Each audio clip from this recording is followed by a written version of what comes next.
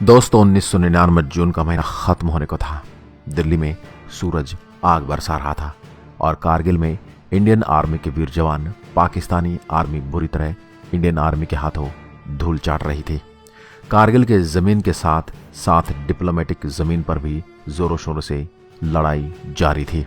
जब Indian army जवान के टाइगर हिल पर अपना शिकंजा कस रहे थे, उसी समय पाकिस्तान का प्रधानमंत्री नवाज शरीफ हॉटलाइन पर वाशिंगटन के सामने विनती कर रहा था कि किसी तरीके से इसकी इज्जत बचा ली जाए। तब भारतीय गोलों की आग से टाइगर हिल का आसमान लाल हो चुका था। नवाज शरीफ क्लिंटन के पैरों में गिड़गिड़ाने अपना बस्ता बांध वाशिंगटन जाने की पूरी तैयारी कर रहा था। दोस्तों, कारगिल में पाकिस्तानियों की हालात कितनी खराब थी, इसका पता इंडियन आर्मी द्वारा इंटरसेप्ट किए गए पाकिस्तान रेडियो मैसेज से पता चलता है। ऐसे में हर तरफ से निराश होकर 2 जुलाई 1999 को नवाज शरीफ ने बिल क्लिंटन को फ़ोन किया और मदद की गुहार लगाई। बिल क्लिंटन उधर से जवाब आया, पहले अनकंडीशनल सरेंडर करो, अपनी फौजों को वापस बुलाओ, इसके बाद बात करेंगे। दोस्तों, ऐसा क्यों था कि अमेरिकी पाकिस्तान की मदद करने को तैयार नहीं था, जबकि इतिहास में हुई हर इंडियन पाकिस्तान की लड़ाई में अमेरिका खुलकर पाकिस्तान की मदद करता रहा था। क्या कारण था कि अमेरिका अपने आप को बंधा हुआ महसूस कर रहा था? उसका सिर्फ एक और एक कारण था, और वो कारण था श्री अटल बिहारी वाजपेयी। दोस्तों, यह वाजपेयी जी की कूटनीतिक कुशलता थी जिसमें पाकिस्तान की हर डिप्लोमेटिक चाल को मात दी। पाकिस्तान इंटरनेशनल फोरम पर अकेला पड़ चुका था, आइसोलेट हो चुका था, उसका चेहरा बेनकाब हो चुका था। वाजपेयी जी पूरी दुनिया को ये बात समझाने में सक्सेसफुल रहे थे, जो कारगिल में घुसे हैं वो कश्मीरी नहीं है, पाकिस्तान की फौज के सैनिक हैं। दोस्तों, यह तो सब जानते कि कारगिल की लड़ाई किसने शुरू की, ये सब जानते हैं कि ये भी जानते हैं कि मुशर्रफ किस हद तक जाने को तैयार था, लेकिन यह बात बहुत कम लोग जानते हैं कि वाजपेयी जी का रुख कैसा था और वह किस हद तक जाने को तैयार थे। बरखादत की किताब द अनक्विट लैंड के अनुसार अटल जी LOC क्रॉस करने और न्यूक्लियर वेपन्स इस्तेमाल करने के लिए तैयार हो चुके थे। अगर पाकिस्तान ने कारगिल से विथड्रॉ नहीं किया होता तो पाकिस्तान फौजियों ने पाकिस्तान की वेस्टर्न बॉर्डर पर हमला बोल दिया होता और शायद वाजपेयी जी ने न्यूक्लियर वेपन का भी बटन दबा दिया होता। जहां तक अटल जी के एटीट्यूड का सवाल है, वो साफ पता चलता है कि जो उन्होंने क्लिंटन से बात की और चिट्ठियां लिखी, क्लिंटन से वो हर बार अनुरोध करने पर भी अटल जी का एक ही जवाब होता था कि पहले पाकिस्तान अपनी आर्मी को वापस बुलाए, उसके बाद बात होगी। क्लिंटन चाहता था कि नवाज शरीफ और अटल जी एक साथ एक टेबल पर बैठें और बातचीत हो, पर उसके लिए कभी भी अटल जी ने जवाब नहीं दिया। ब्रजेश मिश्रा का यह कहना है कि बिल क्लिंटन का फोन आता था तो वाजपेयी जी कुछ बोलते ही नहीं थे, ज्यादातर चुप ही रहते थे, और जब अपना मुंह खोलते थे तो एक ही बात बोलते थे, पाकिस्तान पहले अपनी फौज वापस बुलाए। दोस्तों, असल में वाजपेयी गुस्से में थे, अपने साथ हुए विश्वासघात से वो आहत थे। वह विश्वासघात उनके देश के साथ हुआ और जो पर्सनली उनके साथ भी हुआ। जब वह बस में बैठकर शांति की उम्मीद लिए लाहौर जा रहे थे, उसी समय कोई पाकिस्तानी ने अपने देश के खिलाफ कोई षड्यंत्र रच रहा था। जब वो एक शांतिपूर्ण भविष्य को लेकर उम्मीद के लिए नवाज शरीफ को गले लगा रहे थे, उसी समय कोई सीमा लांघ कर देश की चौकी पर कब्जा कर रहा था। वाजपेयी जी आहत थे और वो किसी भी कीमत पर पाकिस्तान पर विश्वास करने की गलती दोहराना नहीं चाहते थे। दोस्तों, उस टाइम पर बिल क्लिंटन के स्पेशल असिस्टेंट थे ब्रूस रिडल। उनका कहना है कि वाजपेयी जी का रवैया बहुत ही सख्त था और वह एक भी सेकंड के लिए अपनी पोजीशन से एक भी इंच नहीं डगमगाए। उन्होंने कंप्रोमाइज करने से साफ इनकार कर दिया था, और ऐसा ही कहना है उस टाइम के नेशनल सिक्योरिटी के एडवाइजर ब्रजेश मिश्रा का। ब्रजेश मिश्रा के अनुसार वाजपेयी लोग क्रॉस करने और न्यूक्लियर वेपन्स यूज करने के लिए भी तैयार हो चुके थे। बरखादत की किताब के अनुसार इंडियन आर्मी ने अटेंसी के सामने एक प्लेन पेश किया था। इस प्लेन का नाम था 6 डे प्लान। इस प्लेन के अंतर्गत इंडियन ट्रूप्स को इस तरह से डिप्लॉय करना था कि जब जरूरत पड़े तो वह 6 दिन के अंदर वेस्टर्न बॉर्डर करके पाकिस्तान पर हमला बोल सके। उस टाइम के Indian army chief general BP Malik ने अटल जी से मीटिंग के दौरान कहा कि अगर मैं कारगिल में सब कुछ ठीक नहीं कर पाया तो मैं पाकिस्तान पे कई और धावा बोल दूंगा। कहीं और से उसका मतलब था वेस्टर्न बॉर्डर।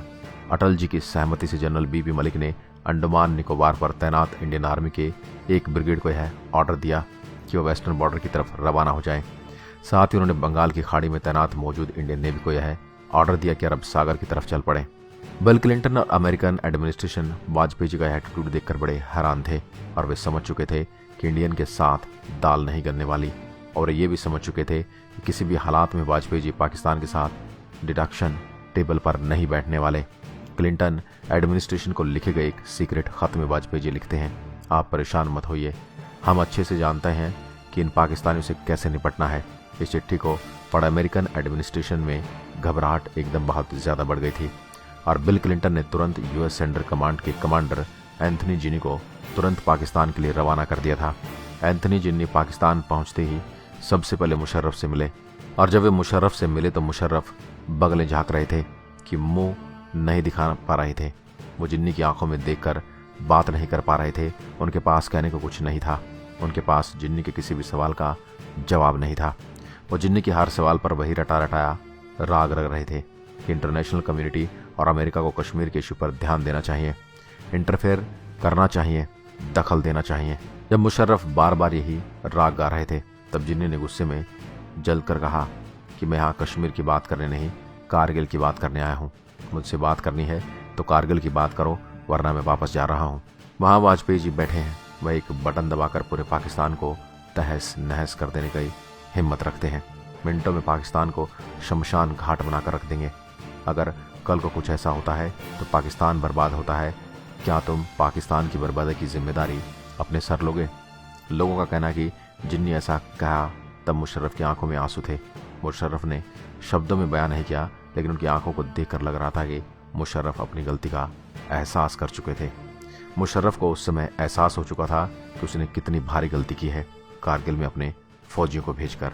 दोस्तों, इस समय तक पाकिस्तान का प्रोपेगेंडा यह था, पाकिस्तान का झूठ यह था कि जो लोग पाकिस्तान में लड़ाई लड़ रहे थे वो पाकिस्तानी फौजी नहीं बल्कि कश्मीरी मिलिटेंट्स हैं जो आज़ादी की लड़ाई लड़ रहे हैं। लेकिन यह झूठ बेनकाब हो चुका था। पूरी दुनिया को यह समझ आ चुका था कि कारगिल में जो लड़ रहे हैं वो कश्मीरी मिलिटेंट्स नहीं हैं, पाकिस्तान आर्मी के नॉर्दर्न लाइट इन्फेंट्री के फौजी हैं। अब पाकिस्तान के पास कोई रास्ता नहीं बचा था कि सिवाय रिट्रीट करने, और जुलाई के तीसरे हफ्ते में पाकिस्तान के फौजियों ने ऐसा ही किया। जुलाई का तीसरा हफ्ता ख़त्म होते होते पाकिस्तान के फौजियों ने वापस पाकिस्तान एलओसी की तरफ जाना शुरू कर दिया था। 26 जुलाई 1999 को जो चंद चौकियां पाकिस्तान के कब्जे में बची थी, कारगिल में उन पर भी भारतीय फौजों ने कब्जा कर लिया और भारतीय तिरंगा लहरा दिया। जब हर 26 जुलाई को कारगिल विजय दिवस मनाते हैं। दोस्तों, अगर कैलकुलेटिक की बात करें तो भारत पाकिस्तान के आंकड़ों को गलत बताता है और पाकिस्तान भारत के आंकड़ों को गलत बताता है। इसलिए मैंने जो आंकड़े उठाए हैं वो इंडिपेंडेंट सोर्स जैसे यूएस डिपार्टमेंट ऑफ स्टेट से हैं। यूएस डिपार्टमेंट ऑफ स्टेट के अनुसार भारत के जो सैनिक शहीद हुए 527 और पाकिस्तान के सैनिक जो मरे थे वो 700 से ऊपर थे।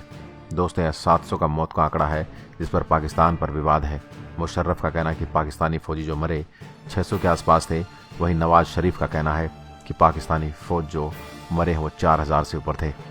अब यह नहीं पता कि किसकी बात सच है, किसकी बात झूठ है।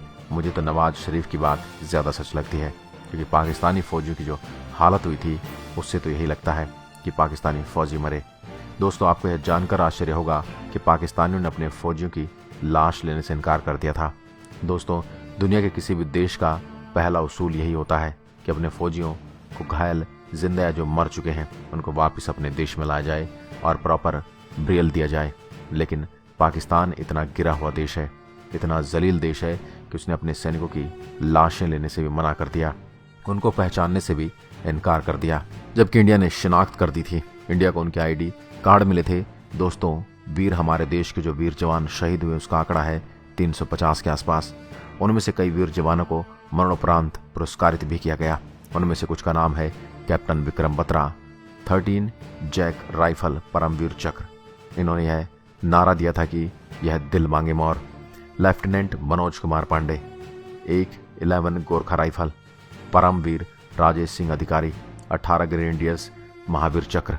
Captain Hanif Uddin, 11 Rajputana rifles Vir Chakra major Mariappan Sarvam, एक Bihar Vir Chakra squadron leader Ajay Ahuja.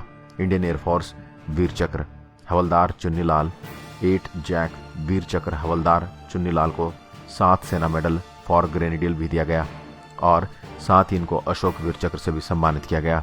S Nair सूबेदार। दोस्तों, यह कहानी थी कारगिल युद्ध की। आपको यह कहानी कैसी लगी हमें कमेंट में लिखकर जरूर बताइए। एक बार फिर मिलता हूँ एक और ऐसी ही वीडियो के साथ। तब तक के लिए नमस्कार, धन्यवाद।